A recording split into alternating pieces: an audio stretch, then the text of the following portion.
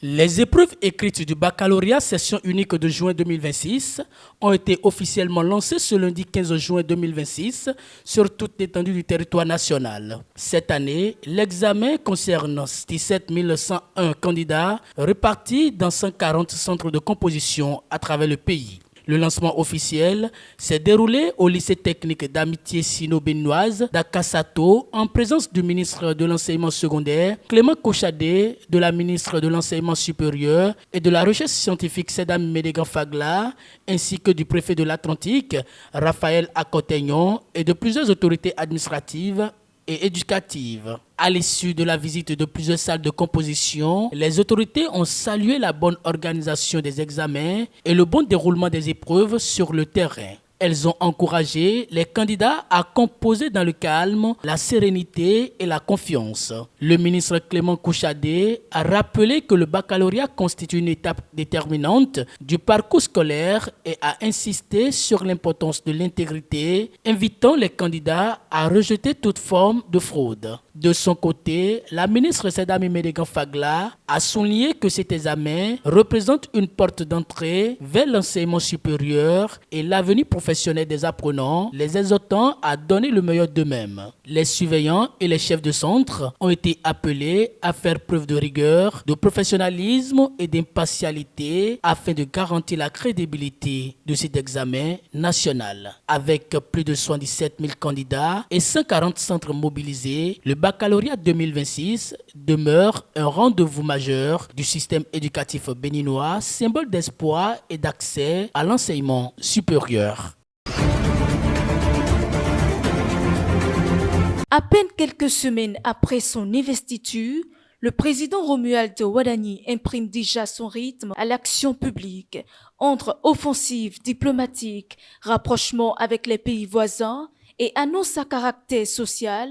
Le nouveau chef de l'État multiplie les initiatives pour concrétiser les premières orientations de son mandat. Parmi les temps forts de ce début de gouvernance figure une tournée dans plusieurs capitales ouest-africaines, des échanges avec des institutions financières du continent, ainsi qu'une réunion stratégique avec ses ministres conseillers. Des actions qui trouvent un écho favorable au sein de la classe politique béninoise. Le parti Les Démocrates s'est notamment réjoui des avancées enregistrées dans le dossier de la frontière Bénin-Niger. La formation de l'opposition salue l'installation d'un comité mixte d'experts chargé d'examiner les modalités de réouverture de la frontière, estimant que le dialogue demeure la meilleure voie pour résoudre les différends entre États. Les forces Cori pour un Bénin émergent ont également exprimé leur satisfaction. Le parti met en avant les efforts diplomatiques entrepris par le chef de l'État en vue de consolider les relations entre le Bénin et les pays de la sous-région. Le bloc républicain, pour sa part, applaudit les premières mesures sociales annoncées par le gouvernement. La formation politique cite notamment la gratuité de l'enseignement secondaire public pour les jeunes filles et le renforcement des moyens financiers accordés aux hôpitaux publics pour la prise en charge des urgences vitales. Même appréciation du côté de Moël Bénin. Dans un communiqué publié le 12 juin, le parti a salué le leadership du président Romuald Wadani, mettant en avant son expérience dans la gestion des finances publiques et son engagement en faveur d'une diplomatie active au service de l'intégration sous-régionale. Des réactions qui témoignent d'un accueil globalement favorable des premières actions du nouveau chef de l'État, majorité présidentielle, partis alliés et même certaines formations de l'opposition reconnaissent les efforts engagés pour renforcer la coopération régionale et répondre aux préoccupations des populations. À l'image d'un enfant reconnaissant envers son créateur pour ses bienfaits, les fidèles de l'église évangélique Graceland, sous la conduite du général prophète Charné Totimen, ont rendu grâce à l'Éternel des armées pour ses nombreuses faveurs. Ce samedi 13 juin 2026 à Kpaou, nous assistons à la première fête d'action de grâce de l'année organisée par l'Église, s'appuyant sur les enseignements de Jésus-Christ à ses disciples, selon lesquels l'homme ne vit pas seulement de nourriture, mais aussi de la parole de Dieu. Le fondateur de Graceland Chapel a édifié les fidèles à travers un message riche, portant sur l'importance de la reconnaissance envers Dieu pour ses bienfaits quotidiens. Ejebe ngui ma wo na nami ami matendo ikpata be akpele pe de camel. Inti a chaque 6 mois mi donago be church sito kpata mi nona du. Eye mi dana akpe na ma wo. Mi wo na temoyage gbona ngui oke ma wo na mi. Eye wan megbe ya mi wo na reception si be leke le kpodo ya.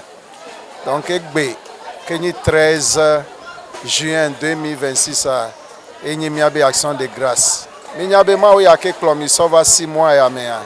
Et la clomi kaka so 12e mois. Et mi la baba do ibak bene. Donc we ya ke le clomi jibe ma encourage o. Bega si aga me ano dak pena ma o. E jibe ya be wona na mia esubo nkuwe mu pona o esubo. Yesu ne yira o. Shalom. L'événement a été marqué par des animations musicales, des chants, des danses et une ambiance festive. Dans une atmosphère de joie et de communion fraternelle, les fidèles ont partagé des moments mémorables qui resteront gravés dans les esprits.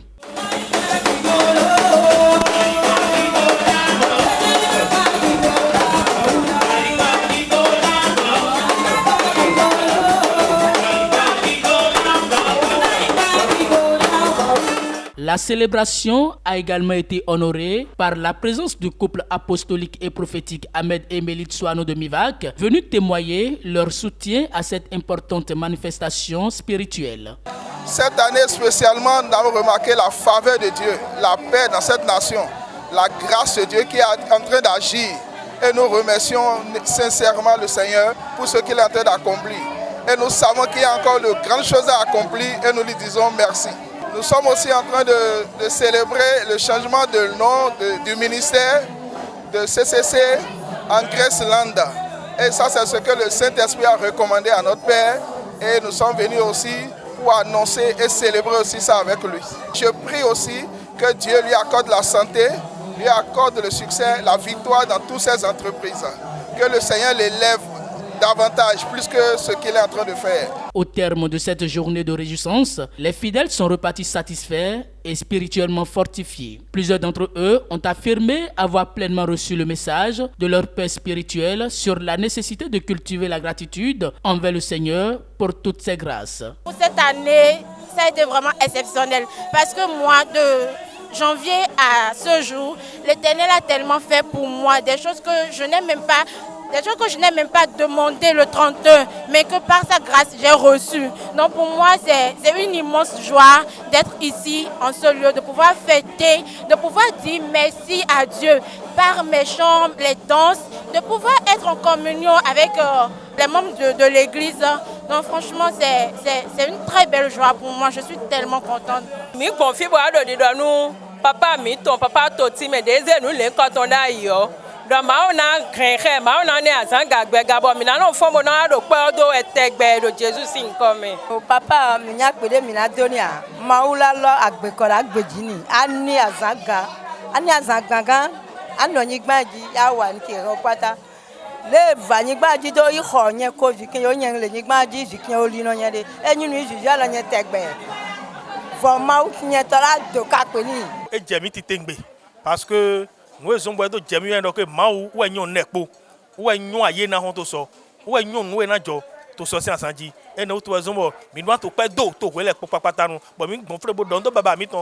nous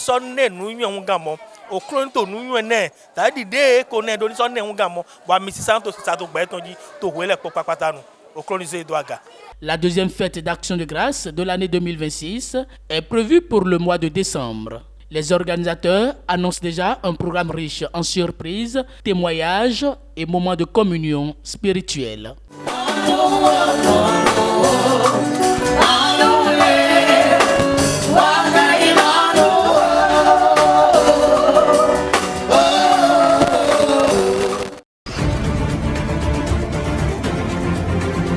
La Côte d'Ivoire débute idéalement sa Coupe du Monde.